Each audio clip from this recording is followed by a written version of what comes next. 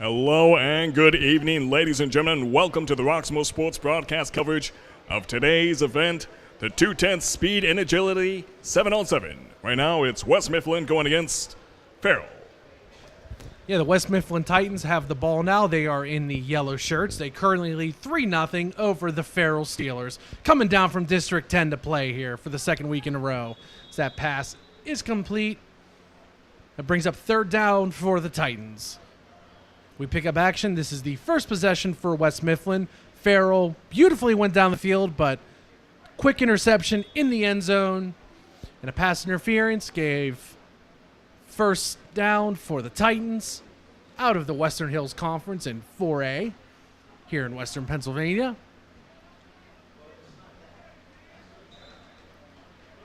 Some we haven't seen, an I formation here with a man in motion.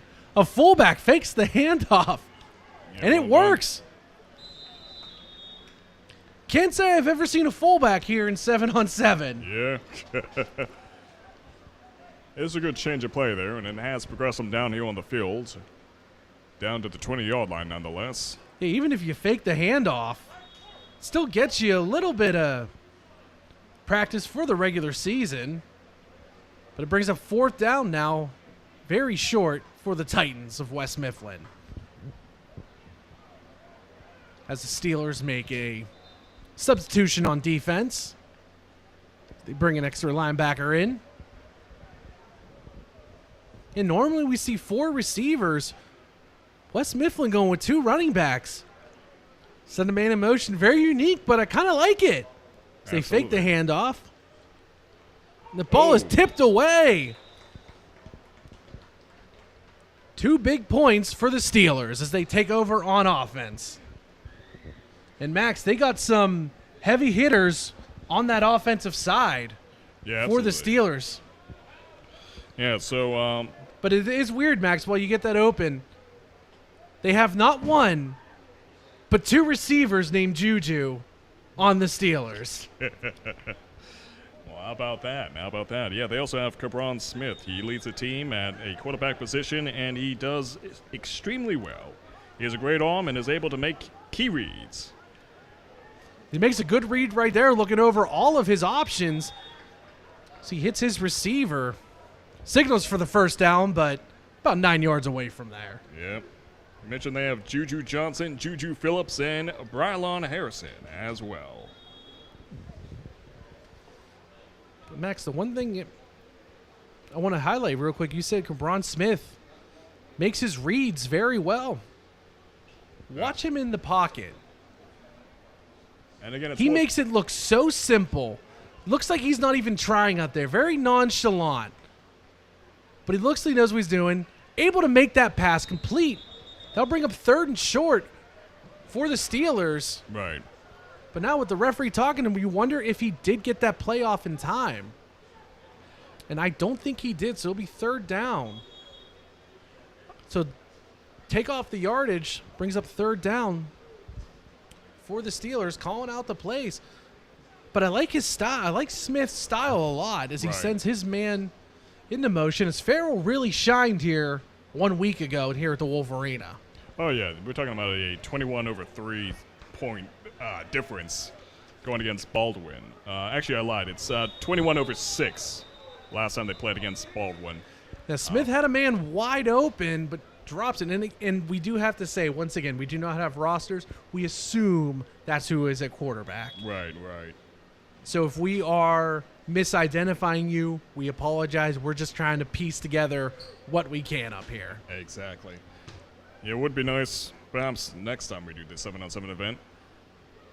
We'll make it work, Max, yeah, like we always do. Yeah. 3 receivers to the near side. Smith's looking for someone to go to. Making his reads. Pass is dropped again. Yeah, no, speed is absolutely instrumental here for West Mifflin. They were able to get that ball right when the opportunity is available. I believe, if I'm not mistaken, we are 6-0 right now. West Mifflin in the lead. We are 5-2 Titans over the Steelers, Max.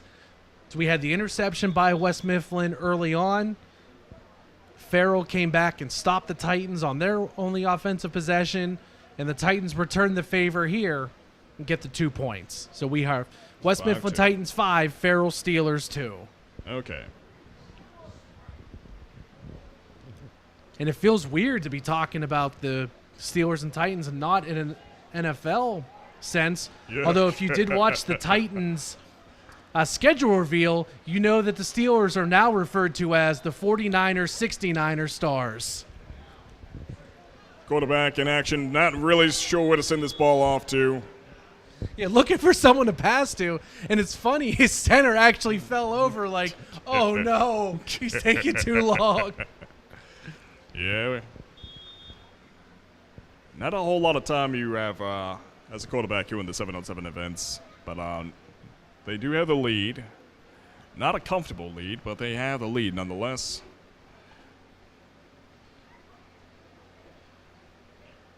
So right now, a little bit of a huddle discussion before the game resumes back in action. West Mifflin here on the offense and Farrell on the defense. And again, we expected this to be a pretty close game. Farrell being a very formidable team, as well as West Mifflin. First pass, receiver is open. And almost has his pants pulled down, as a matter of fact. Yeah, no. The show must go on, though. Hey, any way you can stop him. We've seen Troy Polamalu tackled by his hair before. So any way you can get your... Any way as a defender you can get someone down, do it. Even if you have to pull the pants down of your receiver. We've seen one-shoe touchdowns as well.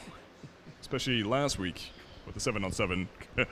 Yeah, with a cooler night, you're going to see more pants on the field there. This is just a beautiful night here in Turtle Creek. Oh, very much needed. It does does lead to good performance as the heat doesn't tax anything. And look at that, beautifully done. Number 10 from West Mifflin. All eyes on him as he gets that 6-point difference here. 11-2 now. 11-2. I'll tell you what, having 3 people down in a 3-point stance in 7-on-7's little unorthodox, but it's working. So West Mifflin now looks like they will line up and go for the extra point.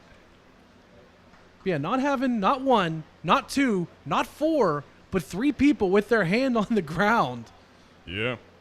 You don't see that too often, but guess what? It's working. Yeah, no, they're being absolutely innovative here. Yeah, as you mentioned, the formation is just something unique to the 7-on-7 games, and right now, their offense is looking good. Their defense is looking good. They got those interceptions that they needed, and it looks like they might potentially have this point here, provided the quarterback sends it to the right place, and that he does. It's incomplete. Took too long to throw. Man, that could have been so juicy. All right, well, 11-2 is. There is actually a penalty on the play, so we take that back. It looks like they're going to get another shot at it. All right. Well, how about that? Yeah, but if West Mifflin, now I'm not a Titan expert out here, but if this is the offense they're going to run, well, they have a fullback, they have a jumbo tight end. Why change it? Find a way to work it into this 7-on-7. Right. Find a way to maybe throw in a little bit of passing into that offense. So it's good that you can kind of mix everything together, because if you figure if these two teams were to face each other in regular season, first of all, that'd be good because that means they'd have to face off in the state playoffs. But this is probably where you go into that I formation, just hand it to the fullback. So now West Mifflin with another shot at it. 4 receivers at the bottom. Quarterback looking for someone to throw to. Has 2 men open. Can't complete it. Incomplete. Score remains 11-2. Titans over the Steelers. Hey, I mean, West Mifflin off to a great start right off the bat. And right now, that's quite a bit of a lead here. A 9-point difference here in the score. So let's see if they can maintain a Farrell. As we know, they're capable of many things, notably as media pits it. They're good on speed. Good on speed when it comes to defense, offense, as well as Cabron Smith with his mighty powerful arm. And as you mentioned, he's a very, as you can see right here, he's a very well-tempered quarterback. He doesn't make rash decisions. It seems like he takes his time almost, but we know the time is short, so he's being wise about these passes. He knows where his players are on the field, so he's familiar with his team's chemistry. That's a sign of a good quarterback. Yeah, watch him. I said, watch. 1, 2, 3, 4, 5, 6. Can't find anyone open. Of course, the one time we're going to praise him for his quick decision-making, he holds onto the ball for the longest. But hey, Max, at least now we know that it's 6 seconds in the pocket. Yeah. You just gave him the classic commentator's jinx there, man. But before that, I said, we'll note it. We were noticing Farrell was lining up real quick, get the play in fast. And 1, 2, 3 pass. And someone's open. But it's nice because you see Smith surveying the field looking for his reads. So in this case, he's got 3 men on the near side, 1 up top, and 1 running back. Looks, 1, 2, 3, has a man open. Yep. It's caught right at the first down marker, and the official gives the first down to the Steelers. First and goal, ball at the 20-yard line. But we see here already, thought they were lining up. They get the play call in. Almost ready to go. Smith's double checking. Yep. Almost had too many men on the field there. Yeah. And here we go. Oh, well Fires done. it in there. Ooh. Fortunately, the receiver falls, but Smith not going to take this line down. He wants to get these Steelers back, and we see him going hurry up. Absolutely. Yeah, you get a small time frame here, and they're going to make the most of it. Now, West Mifflin did play a game against Baldwin right before this. So Smith has time, fires it, has a man open. Out of bounds, it looks like. They did roll it out of bounds. Yes, Yeah. he was right on the edge there. Yeah. The hurry-up seemed to affect West Mifflin a little bit. So that man was wide open for the Steelers.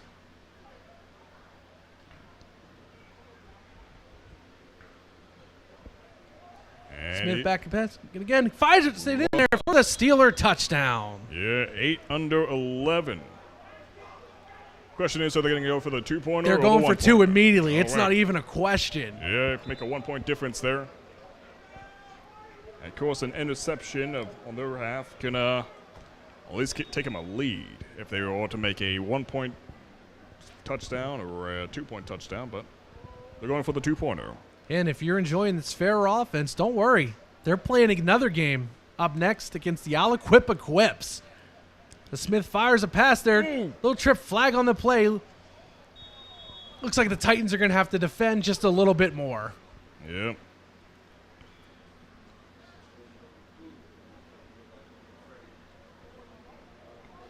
So Max, what we've been talking about Ron Smith all game. Why don't you read some of his